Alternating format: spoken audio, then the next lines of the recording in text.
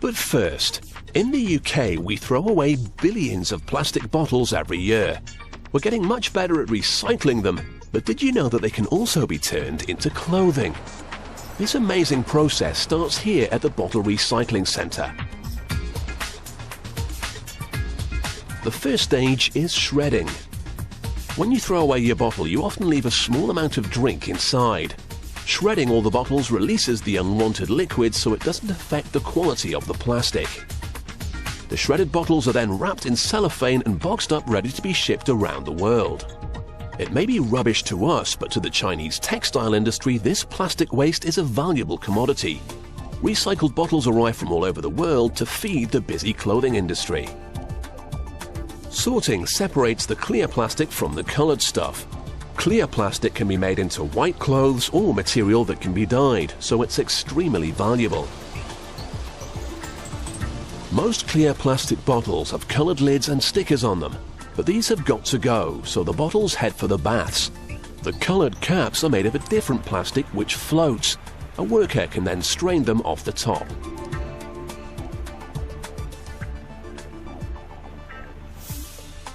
Then there's a separate bath for the stickers, but the workers have to be careful around this one. It's corrosive caustic soda, very bad for the skin but very good for removing labels. After all their swimming, what's left is a pile of clear plastic shreds. But it's rather wet. The next step is the ovens, where it's mixed with some light-colored plastics. To produce white cloth, you need some light-shaded material in the mix. The plastic will spend about 10 hours here in these rotating drums, slowly drying out. These workers have to maneuver their cart back and forth underneath the drums to catch the plastic as it falls out. But they've also got to mind their heads on all the other spinning ovens. So we've got our plastic bottles broken down and mixed to produce the right colours.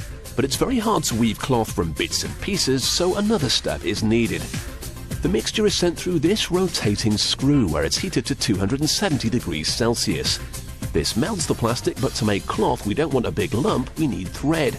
The liquid plastic is forced through a sieve and emerges on the other side as great long strings which are collected in a container below.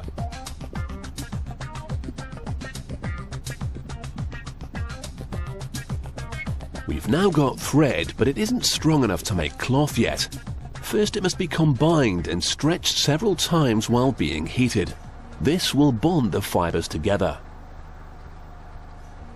Now, it's taken ages to produce this material, but the next part of the process is to tear it apart again.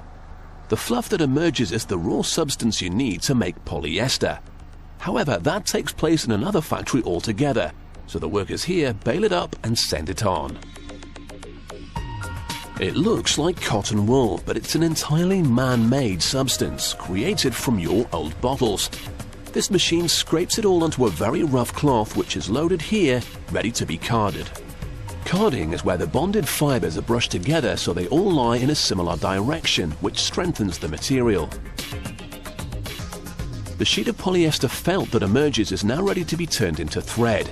These machines will tease it out. They spin off mile after mile of pure polyester, which is collected on these bobbins.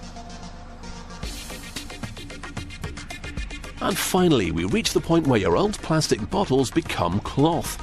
Like a spider at the center of its web, the loom draws in thousands of threads and weaves a new sheet of polyester. To give it a smoother feel, there are still two more processes to go through. The first is very delicate. This machine creates tiny loops on its surface. The second stage is the opposite. Using a series of tough steel brushes, these spinning rollers catch and tear all the carefully made loops. The shredded surface helps give the material a soft, furry feel, making it far more comfortable to the touch. So we've turned our recycled bottles into polyester at last. Now it's time to make some clothes. Using a roll of material, stylists mark out the latest designs, being as economical as they can with their handy template. Although they're profiting from your rubbish, they don't want to create any more waste. The pieces will then be sent to workers who turn your trash into the trendiest gear you can find on the high street.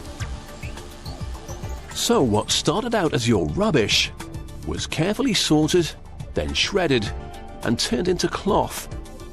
That cloth was shredded into fluff, spun into thread and turned into fashion, from plastic bottles to polyester clothing.